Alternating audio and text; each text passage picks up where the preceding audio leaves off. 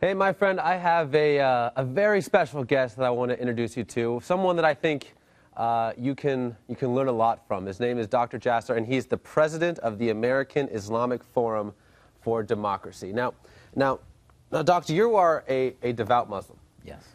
And I think kids see television, and they see radical Islam, and they see a lot of images of Islam. Now, is there something that separates American values and Islam?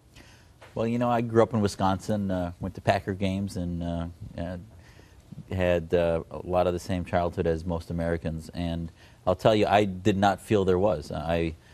You know, we called it a mosque. My friends called it a church. My Jewish friends called it a synagogue. So you go pray to God, and I always felt we prayed to the same God.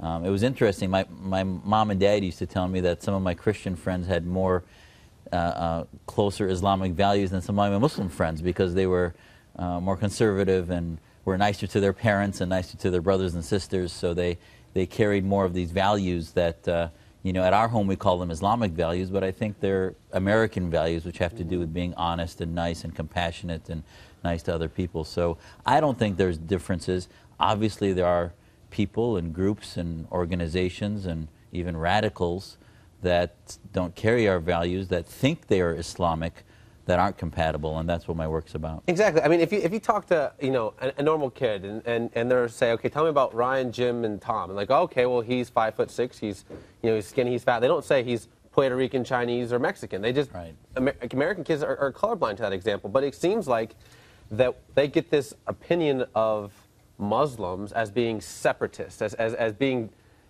a culture that kind of, you know, separates itself from other cultures. What would you say to a kid who's watching you're a Muslim? What would you say to them? I would tell them to base what they feel about Muslims or Islam on Muslim kids that they can find and get to know.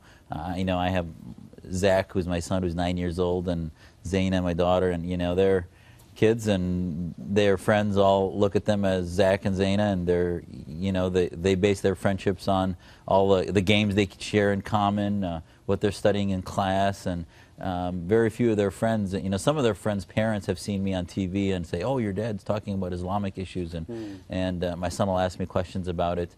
But ultimately what happens, it's almost because of some of the odd focus sometimes on post-terror incidents and things, all of a sudden my son will be asking me questions about this, but yet he's never been labeled by his friends as being a Muslim, because it really wasn't relevant until maybe he took a day off from school to celebrate our holiday or something like that. So how can we promote tolerance? That's a good question, because there's various levels of tolerance.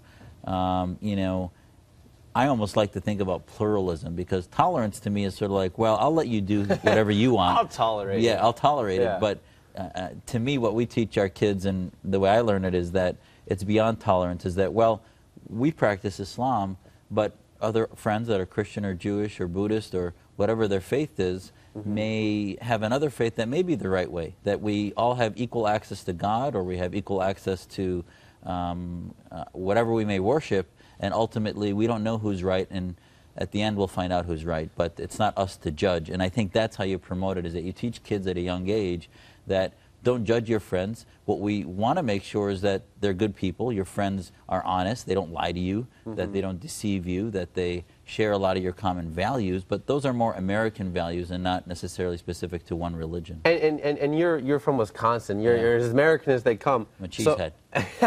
You're a Packers fan. Yeah, exactly. But when you're talking about tolerance, is there a misconception that people have, that kids might have, about how tolerant the Muslim culture is?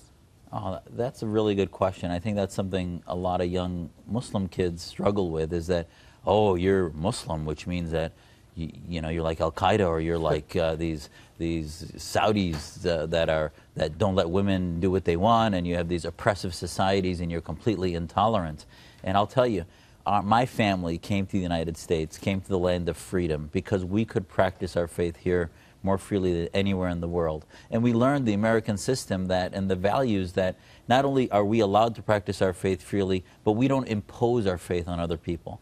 And I think that's so important, is that we want to celebrate. I mean, I felt comfortable when I was a kid, 9, 10 years old, growing up in Wisconsin. I felt comfortable practicing my faith because I saw them celebrate Christmas, and I saw everybody say Merry Christmas and Happy Hanukkah and celebrate their holidays. And then I said, you know what? It's my holiday now. It's Ramadan. We're celebrating the end of Ramadan, and I felt comfortable doing that.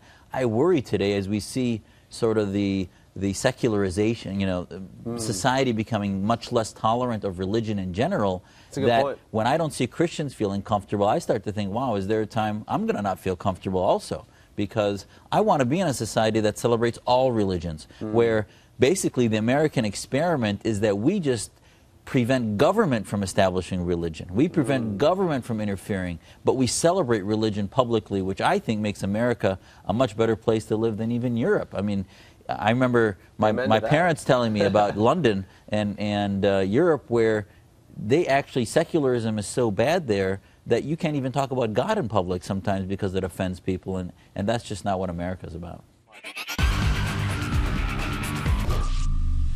GBTV, the truth lives here.